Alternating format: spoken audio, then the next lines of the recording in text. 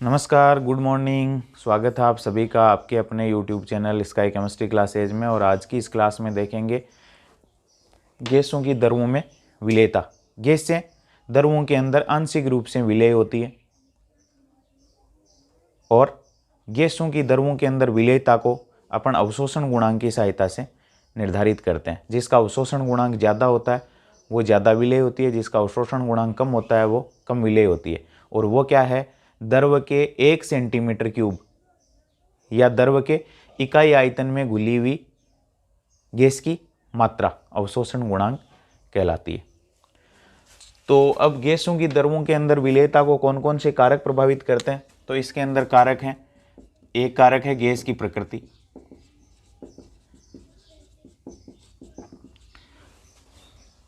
विलेयता को प्रभावित करती है। जो गैसें द्रवों के साथ अन्योन्य क्रियाएं करती है, आपस में उनकी आपस में रिएक्शन कोई होती है, वो गैसें द्रवों के अंदर आसानी से विलेय हो जाती है। जो गैसें द्रव विलायक के साथ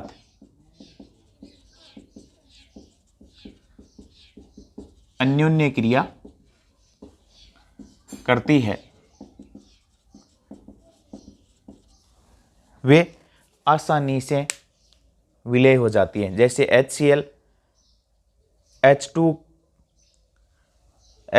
H2O में आसानी से विलेय हो जाती है। कारण क्या है? HCl H2O के साथ अन्योन्य क्रिया कर लेती है और एक दूसरे में आसानी से ये विलेय हो जाते हैं। तो गैस की प्रकृति, यदि गैस द्रव के साथ कोई अन्योन्य क्रिया करती है तो वह गैसें आसानी से घुल जाती है। दूसरी है विलायक की प्रकृति। विलायक की प्रकृति, जो गैस ध्रुवीय प्रकृति की है वो ध्रुवीय विलायक में, जो गैस अध्रुवीय प्रकृति की है वो अध्रुवीय विलायक में विलेय हो जाती है। यानी गैस की प्रकृति विलायक की प्रकृति के समान है तो वो घुल जाएगी, गैस की प्रकृति विलायक की प्रकृति के समान नहीं है तो नहीं घुलेगी। HCl H2O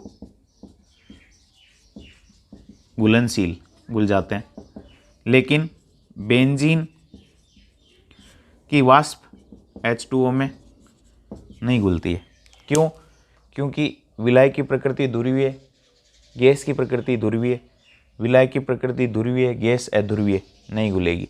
तो विलायक की प्रकृति यदि गैस की प्रकृति के समान है या गैस की प्रकृति विलायक के समान है तो एक दूसरे में ये विलेय हो जाएंगे। अब गैस की विलेयता उनके अवशोषण गुणांक पर निर्भर करती है। साधारणतः ध्रुवीय विलायकों में ध्रुवीय गैस घुल जाती है।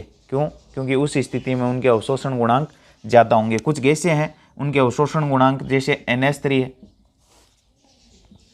HCl है,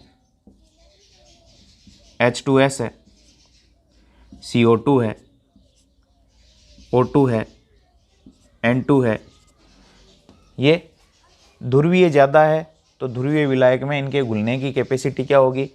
ज़्यादा होगी। तो अपन जल के आधार पर अवशोषण गुणांक यदि निर्धारित करें, जल के इकाई आयतन में घुली हुई गैस की मात्रा अवशोषण गुणांक कहलाती है। तो जल के अंदर इसकी विलेयता सबसे ज़्यादा फिर कम होती चली जाएगी, क्योंकि ये सबसे ज़्यादा ध्रुवीय है, फिर ध्रुवता कम होती चली जाती है।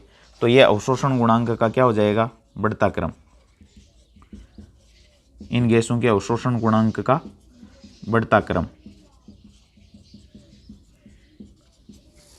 जल के 1 सेंटीमीटर क्यूब आयतन में घुली हुई गैस